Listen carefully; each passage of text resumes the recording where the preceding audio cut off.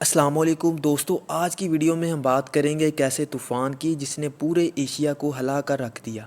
इसे माहिरीन ने 2025 का सबसे बड़ा और ताकतवर तूफ़ान कहा और इसे टाइफून रागासा का नाम दिया। ये कोई आम खबर नहीं थी बल्कि एक डरावना ख्वाब की तरह तेज़ हवाएं थी जो सब कुछ उड़ा ले गईं। बारिश थी जो सड़कों को नदियों में बदल गई और लैंड स्लाइड्स थी जिन्होंने पूरे गाँव ज़मीन के अंदर दफन कर दिए। फिलिपाइंस, ताइवान, हांगकांग और चीन सब उसकी लपेट में आए और लाखों लोग मुतासर हुए। आज की वीडियो में हम देखेंगे ये तूफान कैसे बना और इसने किस हद तक तबाही मचाई और अब क्या सूरत हाल है। तो वीडियो में आगे बढ़ने से पहले चैनल को सब्सक्राइब कर लें और बेल को दबाकर ऑल पे सेट कर लें ताकि हर तरह की हर टॉपिक पे अच्छी वीडियो आपको फ्यूचर में भी मिलती रहे। दोस्तों 17 सितंबर 2025 को पैसिफिक ओशन के अंदर फिलिपाइंस के करीब एक छोटा सा दबाव बनता है। समुद्र का पानी उस वक्त गैर मामूली तौर पर गर्म था। याद रखो, गर्म पानी तूफान के लिए वैसा ही है जैसा गाड़ी के लिए पेट्रोल, जितना ज्यादा ईंधन उतनी ज्यादा रफ्तार। 19 सितंबर तक ये छोटा तूफान बढ़कर एक टाइफून बन गया और 22 सितंबर को ये एक सुपर टाइफून में बदल गया।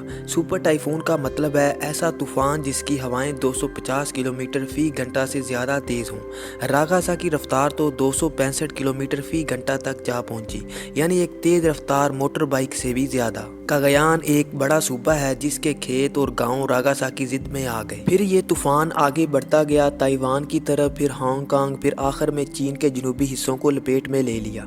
साइंसदानों ने कहा कि रागासा सिर्फ एक तूफान नहीं था बल्कि एक इंतबा था। ये ज़मीन के बदलते मौसम, क्लाइमेट चेंज का नतीजा है।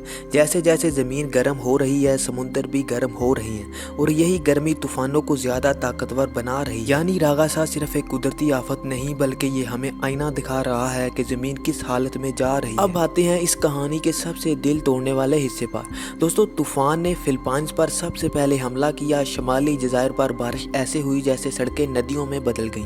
पहाड़ों से मिट्टी और पत्थर घरों पर गिरने लगे। सिर्फ चंद घंटों में गांव मिट्टी में दब गए। 9 लोग अपनी जान से हाथ धो बैठे जिनमें एक छोटा बच्चा भी शामिल था। एक माँ की कहानी तो दिल दहला देने वाली है। उसने अपने 2 बच्चों को सैलाब से बचाने की कोशिश की लेकिन खुद भी बह गई। आज 40 से ज्यादा लोग कैंपों में रह रहे हैं क्योंकि उनके घर मलबे का ढेर बन गए। फिर दोस्तों ताइवान की बारी आती है। यहाँ नुकसान और भी शदीद था। मशरकी साहिल पर एक झील की दीवार टूट गई। ये झील कई साल पुरानी थी लेकिन रागासा की ताकत ने उसे तोड़ डाला। पानी एक लम्हे में निकला और पूरे कस्बे को मिट्टी और पानी में बहा ले गया। यहाँ 17 लोग मर गए, 11 अब भी लापता हैं। एक शख्स ने बताया रात को वो जब सोया तो उसका घर मौजूद था, सुबह उठा तो कुछ नहीं बचा। सबसे बड़ा झटका मैटैन ब्रिज के गिरने से लगा। ये पुल ताइवान के लिए अहम रास्ता था। सैलाब ने पुल को बहा दिया और हजारों लोग कट कर रह गए। फिर दोस्तों हांगकांग और चीन की बारी आती है। हांगकांग में हवाएं इतनी तेज थी कि समुद्र की लहरें 3 मीटर ऊंची हो गई। 500 से ज्यादा फ्लाइट्स कैंसिल हुई। स्कूल दफातर सब बंद हो गए।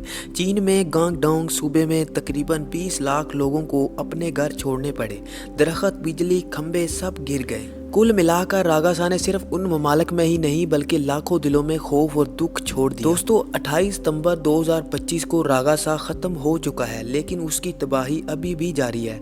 फिलिपाइंस में हजारों लोग अपने घरों के मलबे हटा रहे हैं। 40,000 लोग अभी भी आरजी कैंपों में रह रहे हैं जहां खाने पीने की कमी है।